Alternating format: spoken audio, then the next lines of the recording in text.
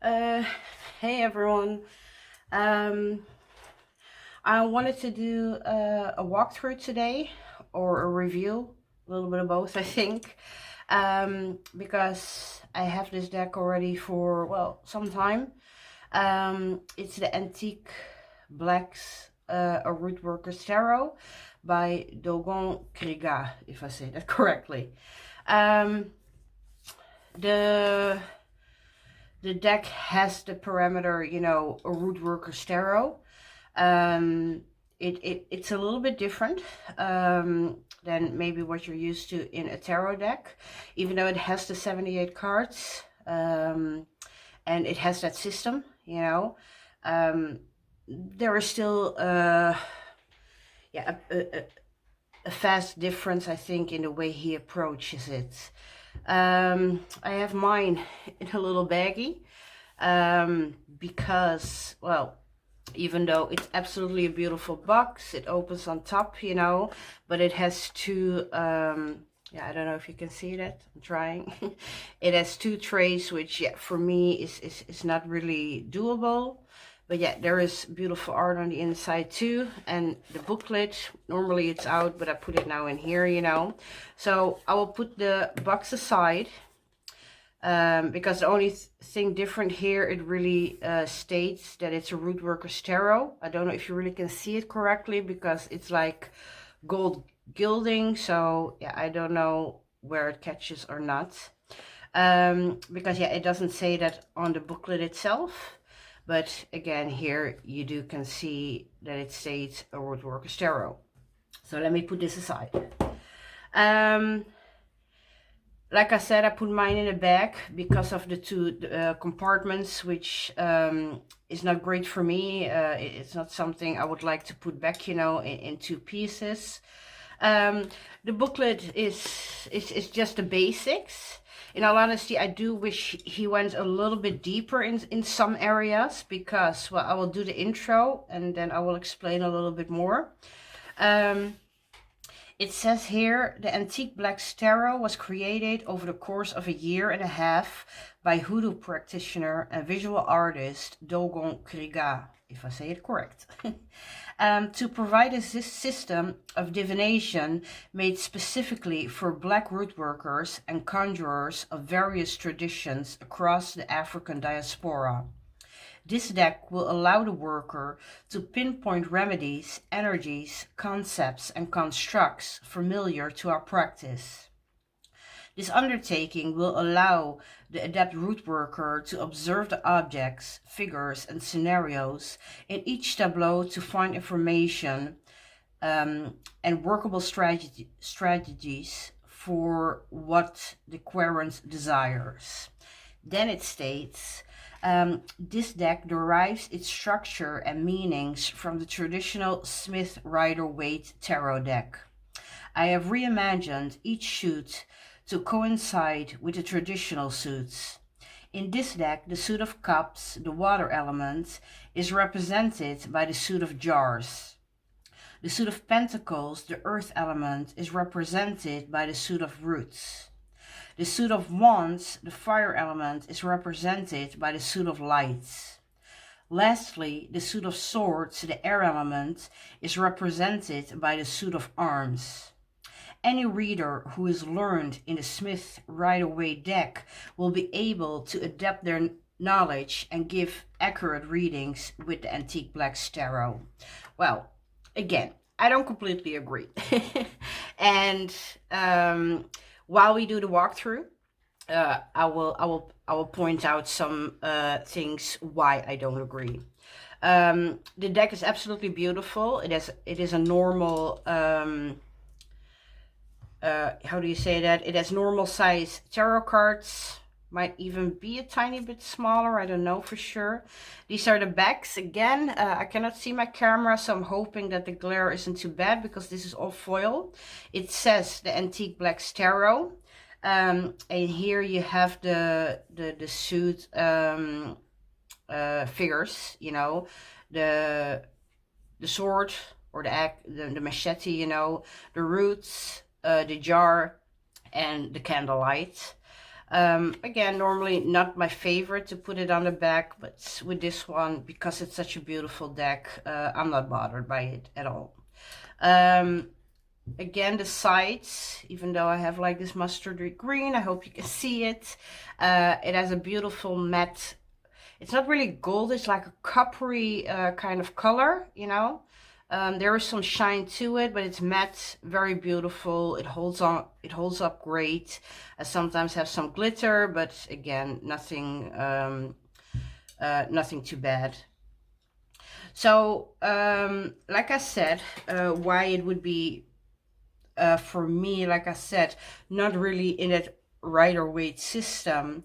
Okay, let me separate them out before we really walk through them, because I already separated them for the purpose of this video. So these are the majors. I hope I stay in my screen. This is the suit of roots, which is air pentacles. The suit of arms, swords, air, sorry. The suit of jars, which would be cups, water, and I think the other one will not fit, you know. So let me take this one out for a second. Yeah, and then we have here the suit of light, which would be wait, I'm sorry, wands, fire. So you can see, again, I hope it shows on camera, because it's that golden foiling in it, you know. The representations, you have that on every card. And then the titles are also in the gold foiling. I think that the minor arcana, where the suits are, you know, they come closer to the representation of how we would read Rider-Waite Smith. I think it will come back here and there, but I do believe, in my opinion, again, I've worked with the deck also for some time now, the majors do go a different way. I will read some entrance from the book for some of them, so that you can follow along a little bit when we really go through them, you know, to show you what I mean. In all honesty, it's not a bother to me. I just want you to be warned if that is a deal breaker, of course, for you. Because, don't get me wrong, I'm going to be a little bit contradicting here myself, I think. This is a Rootworker deck, yeah. It was a little bit pricey because it's indie. And nowadays, even when it came out, we have the option of the mass market Hoodoo Tarot. In all honesty, I think that book definitely gives way more. The mass market Hoodoo Tarot, whereas in this, well, let's go to the Rootworker, yeah, so I can show you a little bit. So this is the entry, you know, you see the picture, the name and number, and then you have a short description, you know. I hope I'm not glaring. A young Rootworker sits at the table with a lamp, a closed empty jar, a high John root, and a machete. And then you get the divinatory meanings in this one, the Rootworker, which would be the Fool, the Querent, seeking, naivety, new beginnings, starting a journey, an agent of change, taking initiative. So by all means necessary, I think this one would not be the one that I would like to say like, oh, it's very different. I think we will come to that. This one definitely would be a Fool, in the sense of, well, depending of course how you see the Fool. For me, the Fool stands outside of the major arcana, yeah. This is a companion to every card of the major arcana, because it's his or her journey in this sense, like I said, when it said here, you know, the querent, which is us, you know. If I do a reading, then I am the fool in any other deck, and in this one I would be the root worker, and the root worker has her journey, or his or her journey. In this case it's a woman on the picture, but both will do, right? It's the root worker's journey through the major arcana, in, again, my opinion, a very different way in this deck. So even though this is why I say I'm going to be very contradicting here. I love this deck, don't get me wrong, but because it's a little bit pricey, the Hoodoo Tarot will also do. The reason why I wanted to do a walkthrough and review of this one, for that reason. Don't get me wrong, I would have still bought it, not gonna lie. Again, I'm gonna be contradicting myself here. But I can understand that for some it's not possible, you know, budget-wise, because it is a more expensive deck. It's indie. However, if that is not a problem in your budget and you still want it, I think there were actually no walkthroughs of this deck on TarotTube, you know. So this is why I wanted to start to do a walkthrough of this one with a little bit of a review, like I said, because I have been working with the deck for some time now. So, well, we already saw the root worker, the fool in this case, but let's start and walk through of it, take a walkthrough of it. And again, with some I will tell you a little bit what it says, because there's not too much text. We already did the root worker. I hope you can see the imagery here, you know. Yeah, again, for me it's definitely a very different kind of deck, and I'm enjoying it very much. So as the magician, we come here at the man at the crossroads. So a man in all black stands at a crossroads. A cigar is in his mouth, and a pair of dice are at his feet. The divinatory meanings here are chance, apprehension, facing fears, luck, gambling, offering, being given direction, sacrificing for the sake of improvement, trickery, deception, opportunity for personal gain. Well, again, in my opinion, that is very different than what we would know the magician stands for, you know. Maybe here and there a word will come back, but again, very different. And he doesn't say in the book, but yet the man at the crossroads for me is definitely Papa Legba. So again, a very different view there, even though he doesn't mention him in that way. Yeah, this is what comes up to me, you know, as a root worker. Okay, that was that one. Then we will go to what normally would be the high priestess, and we have here the prophet. The artist is collage art, so you see a lot of things going on. In this one, a prophet with 3 eyes. You see them like this, and there's even one here at the forehead. Receives the word of God and speaks the message they receive. So the divinatory meanings here would be prayer, clairvoyance, dreams, astral projection, intuition, visions, meditation, physical ability, divination, signs of things to come, warnings, preparation, critical information regarding a matter. So even though intuition will come back, and I think we will see that in the high priestess as well, it goes a step further, or it varies, you know. So yeah, that was the prophet. Then number 3 would be the empress, and we have here the preacher man. We see here a preacher standing in the pulpit who shares the word and wisdom before, well, the people, you know. In this case, the divinatory meanings stated are scholarship, bibliomancy, scripture, leadership, inspiration, and mentorship. Very different than what we would be used to from the empress, you know. Then as the emperor, we see here the 2-headed doctor. Yeah, again, I hope you can see the imagery, because it has like, I hope I'm not in the screen. And then here too, you see the other side, right?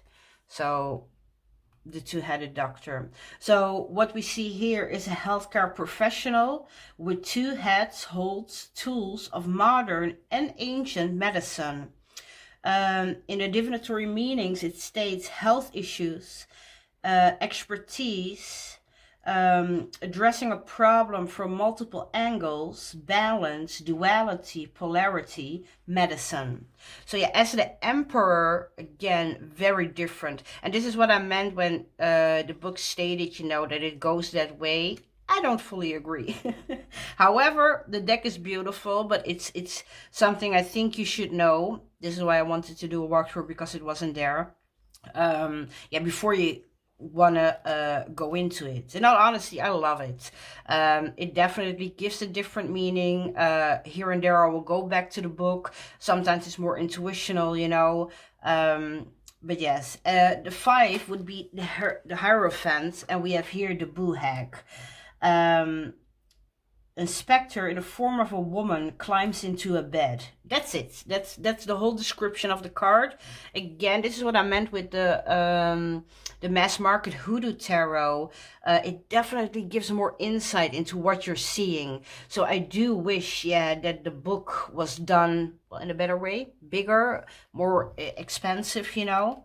For the Buhag, we have the divinatory meanings of disturbance, hexing, in tranquil spirits, nightmares, causing your own problems, inviting bad company, untrustworthiness, things aren't what they seem. So again, very different from, yeah, what we know the Hierophant to go for, you know. Hey, sorry. The next one, oy, annoying. The Lovers becomes the church house. A small white church is surrounded by a white dove and praying hands. So I'm not going to do every divinatory meaning. I think I've shown with the few cards, you know, that it does go another way. So yeah, of course, it's up to you to make that decision. Do I want to go by the book? Do I go with my intuition? I think especially for the root workers among us, you know, if you see the church house, can you go your own way? Because if that is a yes, then maybe this deck would be something for you. The Chariot becomes the graveyard. A black cat sits in front of a mausoleum while an owl hovers above. Human bones rest in the dirt between two headstones. I do love the imagery here. Now we come at the crossroads, which is different from the man at the crossroads. I think here you would see, let me go back to that one. There was one, eh? 1 second. Yeah, let me mix them up. I think where here the emphasis lies on the man at the crossroads, we see here that the emphasis lies on the crossroads itself, you know. This is number 8, which would either be strength or justice, depending on which way you want to go. But both, again, don't really go back to, yeah, this meaning stands apart from both of them. Here we see a rooster standing at the crossroads as a black hat sits atop a crossroads signs. So yeah, a very basic description we're getting here, you know. Number 9 would be the railroads. A black dog sits at the railroads between 2 bottles of rum. And you see, this he isn't really describing, but the railroad spikes, you know. Number 10, the Wheel of Fortune would be here, the river. A river is surrounded by black vulture wings, honey, oranges, and flowers.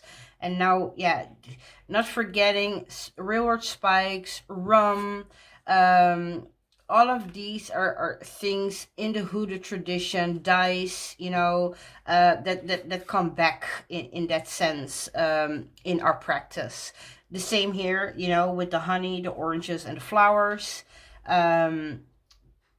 It comes back in our practices. And yeah, here in the majors, I don't think I said that, you see all 4 suits, where as in the suits itself, you only see the suits in the right upper corner. And here, all 4 corners have the suits. The next one, number 11, would be the woods. You see here, deer antlers and hoofs sit beneath 3 tops and three trunks. Oh my God, say that 10 times fast. Number 12, we have blessings. Again, very different. A hand holds frankincense, oil, and gold coins. Number 13, which would be death, we have here cursing. A hand holds dirt, rusted nails, sulfur, snakeskin, peppers, and a black candle. All ingredients to do some cursing. Number 14, which would be temperance. Yeah, we have money drawing. Again, very, very different. A hand holds some roots, 5 vinegar grass, cinnamon, a green candle, and a $2 bill. And again, this all comes back. The art, in my opinion, is done very beautifully. He definitely knows, you can see that he definitely is a hoodoo practitioner, you know. Number 15, very different again, where it stands for the devil. We have here the love drawing. All of these things, yeah, they're really like workings, you know, love drawing, money drawing, cursing. We call that left or right-handed work. In this one, you see a hand holds a wax figured candle of 2 lovers bound in knotted rope and a rose covered in hibiscus honey. Again, very beautiful. Number 16, which would be the tower. Here we find success. A hand holds a yellow candle surrounded by a crown, bay leaves, and orange. Then we have 17, the star. Here we have mastery.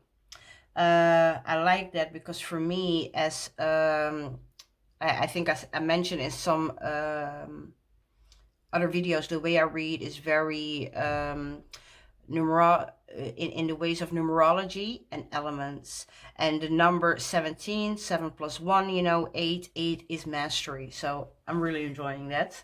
But again, very different from the star, right? Here we see a hand holds a pair of shoes, petition paper, a master root, and a purple candle. I think any root worker is really familiar with all the objects shown here, you know. Number 18, yeah, we have protection, which would be the moon, right? Here we see a hand holds a red brick, garlic, rue, gunpowder, and a Hanes blue bottle. Again, very beautifully done. For number 19, the sun, we have uncrossing. So we had one that said crossing. Let me see. Yeah. Oh, no, that was cursing. Sorry. A little bit the same, right? 19, uncrossing. A hand holds lime, chicken feet, hyssop, eggshell, a vulture feather, and a crucifix. Again, very different from the sun. Then we have a justice card in the place of judgment at number 20. A hand holds the scales of justice with low John root, a brown candle wrapped in documents, and framed images of a judge, a lawyer, and a court official. So justice. Then what we would see as the world, you know, the completion, you know, the end of the root or the fool's journey. And in this sense, I think we talk about, oh, where did I go wrong? There. In that sense, you know, we see here the end. Oh my God, I have a very annoying little fly here. We see here the end of the Rootworker's journey. And here, you know, we find ourselves with the ancestors. These are symbols of the 4 suits we see here again, even now in the picture itself. Oh my God. We see the machetes, we see the root, we see the jar, and we see the oil lamp, you know. So symbols of the 4 suits beneath, framed images of legendary ancestors, notable root workers, conjurers, prophets, and healers that came before us. In this sense, I think we're going to go back to a little bit to the world card, you know, because the divinatory meanings here: completion, divine intervention, ancestral veneration, altars, legacy, wisdom, traditions, family matters, transitions, destiny. So yeah, maybe that completion. I do like the other words better for the ancestor card, but again, that is me personally. And then, okay, this little tiny fly is driving me nuts. And then we get into the suits. So let me put these ones aside. I will take them back later. We are now in the roots, which would be pentacles. The earth element, you know, and we see here the Ace of Roots. In this case, let me see if I can show you without glaring the pages too much. You get a little bit less by every little picture that one comes back in the card. I mean, I hope you can see it a little bit. You see that coming back. So you get definitely a little bit less. For the Ace of Roots, let me take the glare off. Again, a small description. A hand holds a large root in its open palm. The hand hovers above an open path that leads into a lush forest. Then it does tell you the herbs depicted. In this case, it's the High John root. And then again, you have the divinatory meanings: wealth, good luck, fortune, contentment, open roads, a path to fulfillment. Even though with some it's more obvious that it goes back again to the Rider-Waite system, in others I feel like again it goes its own way. And I'm only saying that because again I might sound contradictory in the sense of, okay, this is very different, and you might feel like, oh, she's not happy with it. Oh, no. I'm really happy with it. But there were no walkthroughs of this deck in the time I bought it. And I would have still bought it, don't get me wrong, but I think it, oh my gosh, seriously. I would have still bought it. However, I might have been more prepared, you know, to know what I really got. So yeah, this is the Ace of Roots. Here we have the 2 of Roots. A dancer balances 2 roots in each hand. I'm not going to give the description of every root. I'm just going to give a small description of the card. Otherwise, we're going to be here forever. The 3 of Roots. 3 people toiling, digging into the earth beneath a stone ark. The 4 of Roots. A figure is seated with their hands and feet firmly grasping roots. A wealthy business district sits in the distance behind them. The 5 of Roots. A poor person sits out in the cold under an archway, presumably of a church. Now we're getting a little bit closer to the Rider-Waite Smith. This little fly is driving me nuts.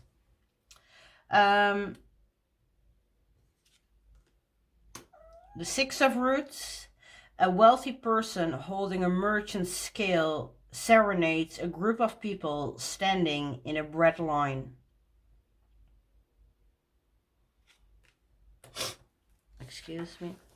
The Seven of Roots, we see here a person resting on a sprouting root, overlooking their muscadine trellis. I have no idea what that means. The Eight of Roots, a person proudly displays a healthy collection of potted medicinal plants. There's definitely some age variety in this one, because, well, even though the people here are smaller, you can see that they're at age, you know. They're not only young. I hope I'm in the frame here. The Nine of Roots, we see here a young person holds a brightly colored bird while standing atop a mound with a crown floating above them. This is definitely a younger person. The Ten of Roots, we see four women depicting four successive matriarchal generations. They sit at the front gate of a mansion. The arc related to the Three of Roots displays 10 different roots. I do like that it refers back, you know, in this case to a different card. And again, I hope I'm in frame. You see here the 10 different roots. I think if the arc would have been a little bit lighter, we would have seen it better. But you can definitely see it when you have the card in your hand, even if that's not happening in my screen right now. I hope it does, but I cannot really see that. And then we're gonna go into chords, and they're a little bit different. Again, we're gonna sidestep here. The page they call here the chap of roots. Here we see a child stands on top of a root, showing off the money they've earned. It's kind of cute, right? We all did that.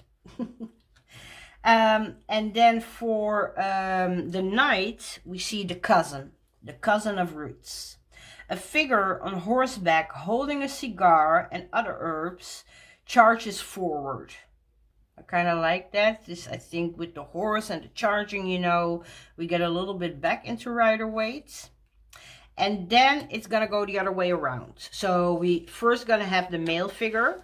And in this case, what would be the king, we have here the grandfather. But again, the queen is higher than the king in this sense.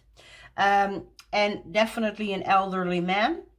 The description also states an elder sits on a throne with his feet soaking in a tub. He sits atop a hoard of roots next to a pile of winnings from his favorite games of chance. A depiction of High John the Conqueror. Yeah, I think that's very beautiful. And then what maybe would have been the queen, but it has the highest position in this, it's the grandmother. So here we have the grandmother of roots. And again, we see an elderly woman. She is a grandmother, you know. The description here states an elder sits on a throne clutching a large root. She is surrounded by rabbits, roots, and flowers. So she really is that grandmother of earth, right? Yeah, I think that's beautiful. Okay, let me put this one aside again. Now we're coming into the suit of arms, which would be the suit of sword, right? Air. Here we have a hand hovering over a mountain range, holds an old machete covered in mystical symbols drawn in chalk. Atop the machete is a gold crown surrounding herbs. Yes, and again, I hope I can zoom in a little bit. You see the chalk symbols here on the blade of the machete, you know. Again, when you have them in your hands, it will be a little bit easier to spot. The two of arms, the two of swords, we see a blindfolded person stands in waist deep water, holding two machetes crossed over their chest. A full moon is present behind them. So again, here we do go back a little bit, right? Especially also in the imagery to the Rider-Waite-Smith. But of course, it's very different. We have that classical black or white, sorry, background. We have that luxury gold foiling, and then we have his collage art, which is minimal. And I don't mean minimalistic in a bad way, because it definitely gives something. Again, I'm definitely a fan of the deck.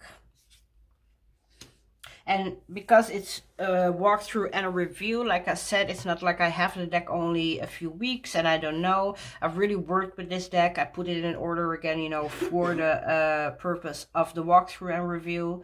It is different, but I think for any root worker who has the means, don't go, in all honesty, don't go above your means if it's not possible, because we do have a beautiful Hoodoo Tarot mass market.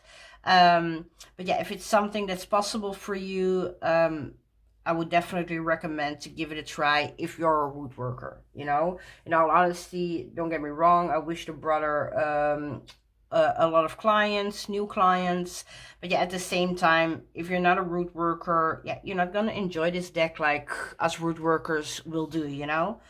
Yeah, the 3 of Arms, 3 switchblades pierce a heart with dark clouds hovering above. I was a little bit disappointed, even though it said it would follow the Rider-Waite-Smith, but because everything was so different, and I really don't see the 3 of Swords or 3 of Arms as that heartbreak kind of thing, which really in a divinatory meaning here again goes back to that heartbreak. But we can live with it. The 4 of Arms, I so love that we have our Black Madonna in the back, you know. It says it here too. A person in all black stands beside a casket surrounded by funeral flowers. 3 machete hang over the casket, pointing down, and the 4th lies along the side of the casket. So yeah, it doesn't really reference the Black Madonna here, but I think most of us will know it. So yeah, very different than just a resting state, right? In which the 4 of Swords is given in the Rider-Waite-Smith. This is rest, but this is like eternal rest.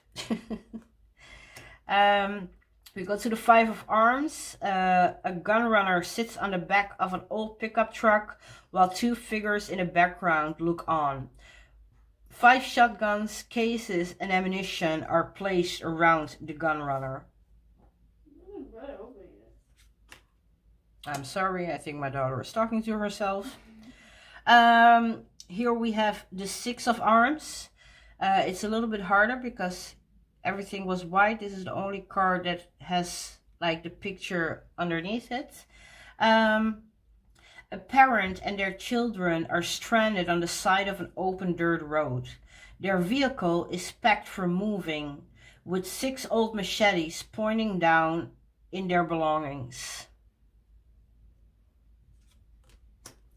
Here we have the 7 of Arms.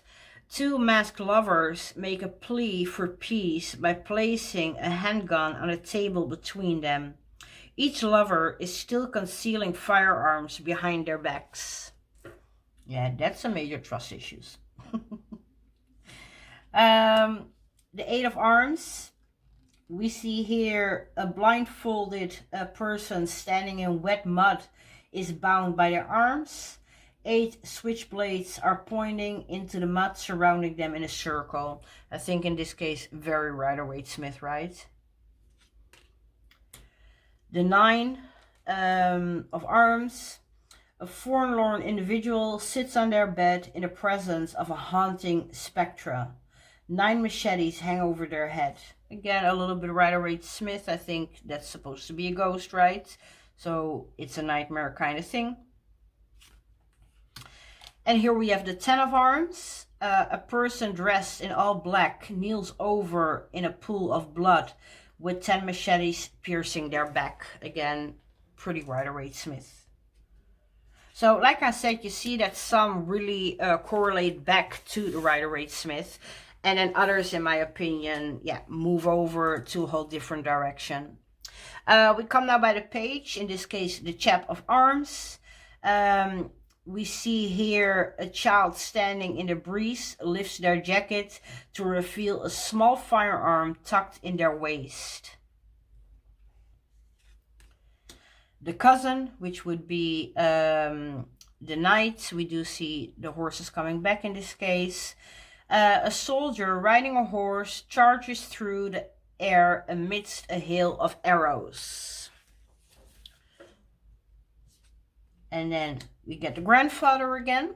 The grandfather of arms. An elder sits on a throne placed atop a stack of books, holding a shotgun in his lap. And then we get the grandmother of arms. An elder sits on a throne at the gate of a cemetery. 9 gravestones are buried in the ground as she holds 2 machetes covered in mystical symbols. Again, here you need to definitely zoom in because the machetes are already smaller, but again, when you have it in your hand, you can clearly see, you can see, you know, the symbolism on the machetes. Then we get to the jars, the cups. Let's go and continue there. So here we have the Ace of Jars. A hand holds an open jar of splashing water. A white dove flies overhead. I think both kind of really relate back to the Rider-Waite-Smith in that sense. Here we see the Two of Jars. 2 people joined empty jars together.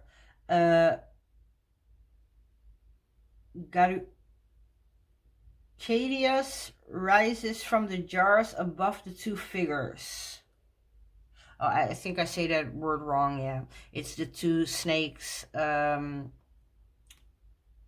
together, you know, or interlacing. I definitely said that completely wrong. And you see a kitty cat here with wings. But again, this definitely a little bit different again, you know, than the Rider-Waite-Smith. Here we have the Three of Jars. 3 figures relax in a watermelon patch. Each figure's head is a jar containing gold, frankincense, and myrrh. So yeah, definitely a little bit smaller, but you can see the jar heads. Here we have the Four of Jars. A sullen child sits beneath a tree contemplating. 3 closed jars full of dirt sit before him. A hand appearing from the distance offers another jar full of water. Excuse me. Again, we go back a little bit to the Rider-Waite-Smith here, right? The Five of Jars. A person in funeral attire stands overlooking 3 overturned empty jars. 2 closed jars full of dirt remain behind her. Again, definitely more Rider-Waite-Smith. Here we have the Six of Jars. 2 young children stand holding hands. They're surrounded by 6 jars containing various herbs and other plants.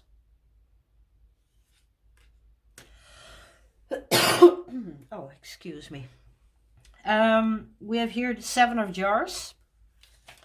A person gazes into a mirror depicting strange prophetic images. So instead of the possibilities that the Seven of Jars normally, or the Seven of Cups normally brings, you know, it's almost like, yeah, now she is gazing into that mirror and it's like a prophetic intuition of what's to come or what to choose, you know. So even though it definitely has Rider-Waite influences here and there, some more than others, it still goes a little bit their own way. So the Eight of Jars. A person wades through the water towards a jagged mountain. They are walking away from 8 sealed jars. Pretty standard Rider-Waite-Smith, right? But yeah. Okay, the Nine of Jars. A conjurer proudly displays a collection of sour jars containing the images of infamous white supremacists. I really love this card. I'm sorry, I cannot help it. I think in Rider-Waite-Smith, the Nine of Jars is seen as that wish card, right? And I think for our ancestors, yes, that was definitely a wish fulfillment here, right? Yeah. Okay. The Ten of Jars. A newlywed couple celebrate beneath a rainbow, bearing 10 jars full of sweeteners. So again, maybe it's a little bit hard. I hope I can show it to you. Here you see the content of the jars, which are all sweet. So yes, that would be the 10 of jars. Then we go to the page, or again, the chap of jars. A youthful individual sits on a bank with their feet in the water. Behind them is an open jar of water with a catfish inside. I kind of like how they did that here, because again, you see that in the page of cups, you know, that fish coming out of the cup. So a little bit different, but again, very Rider-Waite. Here we have the cousin of jars, the cousin being the knight. A person riding a horse gracefully leaps over a rushing river. So again, in the knights or the cousins, we see the horses coming back, you know. The next one is the grandfather. An elder sitting on a throne floats on turbulent waters. A tower of empty jars topples next to him, while another just hovers above. And then we have the grandmother. An elder sits in front of a mantle with a crystal ball and images of babies. Next to her is an open jar of water. Okay, that were the cups. Now we can go into the last one. The lights, it's called here, which should be the wands, the fire element, you know. So we have here the Ace of Lights. A hovering hand holds an oil lamp in its palm. That's it. It sounded like more would to come, but not really. Oh. So yes. The next one, Two of Lights. A figure holding a red candle stands in the middle of an empty fire pit, surrounded by stones and wooden stumps. The figure has a globe for a head. The globe coming back in the Two of Wands, right? But I think it was holding the hand. Oh my god, I'm very bad. But yeah, here it's depicted as a head. So again, there are some that are definitely go more Rider-Waite-Smith, and even those go a little bit their own way. The next one is the Three of Lights. A person sits at a table receiving a bone reading from a diviner. Again, a very beautiful picture in my opinion. I really like this one. It really comes close to home, you know. I think this is why I love this deck. And in all honesty, I love the Hoodoo Tarot as well. But because there are not too many out there that are really related back to, well, my practice in that sense, I really wanted this one too, you know. Let's continue with the Four of Lights. A dancing couple celebrates their love on a dance floor, surrounded by 4 candles, hummingbirds, flowers, and burning incense.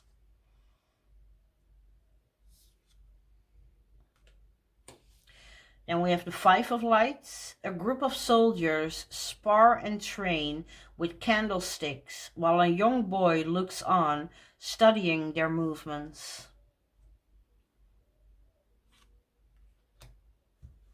We have here the Six of Jars, or sorry, the Six of Lights, excuse me. A crowned person sits atop a horse carrying a large candle.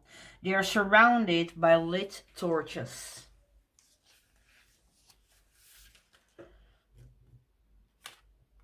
Then we have the Seven of Lights. 2 prophets are kneeling at a cross. The prophets are surrounded by a wall of fire. Many root workers will know where this goes. Here we have the 8 of lights. 8 oil lamps move outward in all directions from a black and white set of dice.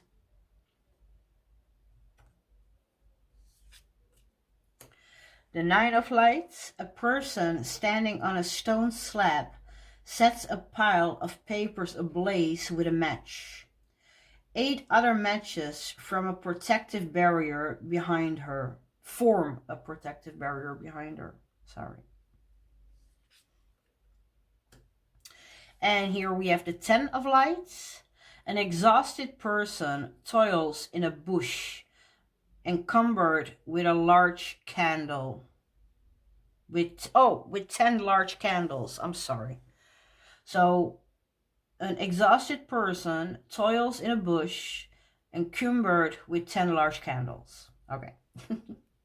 We will get there. Here we see the chap of light, again the chap being the page. A debonair and gentle fluid person. A debonair and gender fluid person dressed in white stands atop a pink rose, leaning on a large candlestick. A pink salamander emerges from between their feet. It's a little bit hard to see because the rose, I think, is also pink. So let me try to lift it up a little. I don't know if you can see it here, between his feet, yeah, on top of the pink rose. And then again we go to the cousin, which is the knight.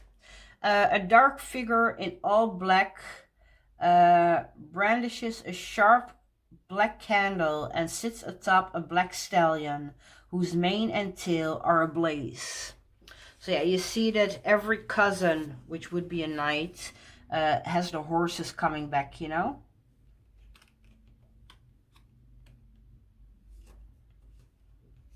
Sorry. The next one is the grandfather of lights. An elder sits on a throne with a lion at his feet, surrounded by salamanders. 2 candles and a horn full of gunpowder sit next to him.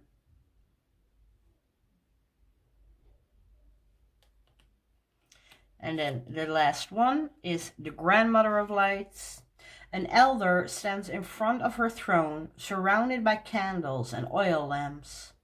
2 black cats play at her feet as large sunflowers emerge from her throne. Definitely the fiery elements coming back here. Huh? The sun elements in the sunflowers. Yes, I think very beautiful.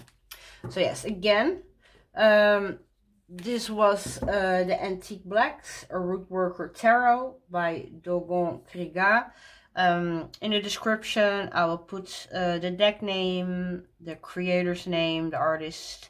I might put his Instagram and website there, that if you're interested in buying this deck. It has an that rubbery kind of rose petal, but not too rubbery. Sometimes it's annoying, right, with shuffling. Yeah, I don't how you say that,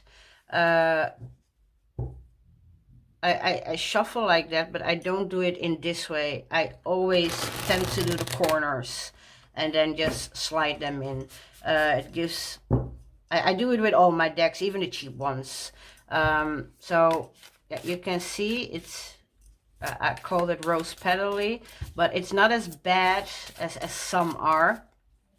I think it has a great cross in the sense of, again, not too rubbery. You can still shuffle. It will stick together at some points, but again, it's not. Anyone who's familiar with the Brady Tarot, yeah, that deck sticks way more. That's also that rose petally finish, right? That rubbery stuff. I think this deck is definitely luxurious. But yeah, it doesn't stop me from using it. I think I had that same thing with Dust to Onyx from Courtney Alexander, because it's so beautiful and it's so luxurious. You're almost afraid to use it. But yeah, this is why we get the decks, right? To use it. Okay, I might not have done a great shuffle, but let's just, for the look of it, pull 3 cards besides each other. Okay, not too bad, I think. Yeah, okay, see, there we have the grandmother. Let us break that up so we have some variety. See, we like that, yeah. So, the Ace of Arms, the Grandfather of Lights, and Money Drawing, which is card number 14, which would be Temperance. Do you want to read it as Temperance? In all honesty, I would not suggest that, because it takes away from the specialness of this deck. It is designed, yeah, to help us root workers in some in a different kind of way, right? I think most of us are familiar with any kind of working, whether that's left or right, you know, is only done after divination. And I think these would definitely come in handy. I've had happen to me that I wanted to do something in my practice. I did divination, and it was not discard, but it was a different kind of working, and it made me think, especially in conjunction with the other cards, you know, like, oh, maybe it's not this working I needed to do, but I need to focus what's in front of me, and how does that relate back to me walking a different path as the one that I wanted to walk in that moment? And how does that relate back to this is better for me than the other thing I wanted initially? But again, yes, it's different. Yes, there are parts that definitely come back in the Rider-Waite-Smith deck. And this little fly is annoying as hell. So yes, it's different. No, it's not that different. It's a little bit of both, I think. I use it in conjunction with the little book, you know. I do go back to it from time to time if I really feel like, oh, I don't know which way to go. Even though it's very small, it doesn't give too much, you know. Like I said, we have some for example, if I would look in the booklet and I see, I think it was only with the roots, right? Yeah, in the roots you really have the herb depicted. You don't really see that. Yeah, here it is in arms, but then when there is no herb depicted, it's not mentioned, you know. Anyway, with the herbs depicted, I do sometimes go back to that and see what these herbs mean to me in my practice, what I use them for as a root worker, and again, how would that relate back to the divination question, you know. Again, you can definitely play along with it in that sense. There's enough to get back to from the booklet, and sometimes you wish in all honesty that there was a little bit more. Like I mentioned in the Hoodoo Tarot, the mass market one, the booklet in my opinion is better because there's really some great history and back knowledge, you know. So the thing is that can definitely be used by people who are not familiar in Hoodoo, and they will read with that deck in a way like the booklet mentions. In this one, in all honesty, yeah, again, it's not about gatekeeping, but yeah, if you're not a root worker, I don't think, yeah, this is a deck for you. However, again, I wanted to do this walkthrough for the root workers under us, you know, or any kind of African divination practice, or any African practice you have. This is definitely a deck that will fit in your practice in that sense, you know. I think when we talk about diversity index and stuff like that, There are enough all white decks out there, and this is definitely a deck, in all honesty, that is really designed and meant to be used by people who really work and live and have that kind of practice in any kind of African based religion or practice, you know. I think you saw in some cards, I don't know if I can find one really quick, but some are definitely more based in religion, in the sense that we see crosses and we see preachers. Like I said, we had the Black Madonna, right? The booklet goes back, you know, to praising God or in that sense, yeah. Because again, yeah, here definitely you see the cross with Jesus. Because that hoodoo practice is so deeply connected to the Bible.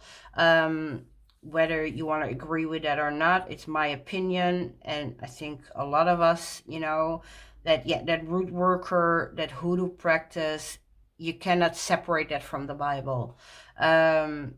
Anyway, like I said, you see all these things coming back in the deck itself. Definitely different, but again, in my opinion, a beautiful deck that deserves the credit it's not getting yet. And in all honesty, I don't know if that's on purpose, because like I said, I don't think he made this deck just for people to collect. Again, I'm not a gatekeeper. I cannot tell you what you should or shouldn't do. But yeah, in all honesty, these African religious-based practices, you know, ancestral-based practices, don't mess with it. If you don't have African ancestry, you know, let me put it very bluntly, you have nobody there to fight for you. And you cannot forget, yeah, that you come from a line of people that maybe have oppressed these African ancestors we honor and venerate. So yeah, that might not be something to play around with. However, again, you know, for the Black community in that sense, or even, like I said, even me, I'm mixed race, you can see I'm fairly white, but I have my African ancestry, I have my African ancestors. Yeah, this is definitely a deck that you can use in your practice. If, again, it's something you enjoyed watching, you know, you feel like you can use this in a way that will fit your practice again. Again, not gatekeeping people. I don't need to see that in my comments. Yeah, this is about common sense. It's not a deck for everybody. I think the reason why it's not widely known out there or advertised in that sense, because again, it is not for everybody. And I don't mean that in art style, I just mean that in why it was created, by who it was created, the reason, the subject of the deck, you know. This is the Antique Blacks, a Rootworker Tarot by brother Dogon Krigga. I will put this information in the description below. And I want to thank you if you watched the video all the way through. I do, again, before I say bye-bye, want to stipulate, it's an indie deck. Yes, it's more pricey. If you cannot afford it, don't go overboard. Don't put yourself in financial trouble. And not forgetting, there is a mass market hoodoo tarot out, yeah, that, yes, might be a little bit different, but it still fits that certain need we have, right, to really have a deck that fits our practices, where we can see our families and ancestors in, and ourselves. Again, it's not about discouraging to buy, because I told you at the beginning, I might contradict myself in that sense, because I love it. Yeah, I want to tell everybody, get it, get it, get it, get it. However, again, it's not cheap. So don't go crazy. Don't do things I wouldn't do. But again, if it's something you can afford, you do like, you think it's beautiful, then by all means, you know, go for it. Again, it's a deck that makes me happy. Anyway, that was the walkthrough and the review of the Antique Blacks Rootworkers Tarot. I hope I did okay. It was my first walkthrough, so bear with me. Anyway, again, thank you for watching. I hope to see you soon when I post a new video. And in the meantime, may you all have a blessed day. Thank you very much. Bye-bye.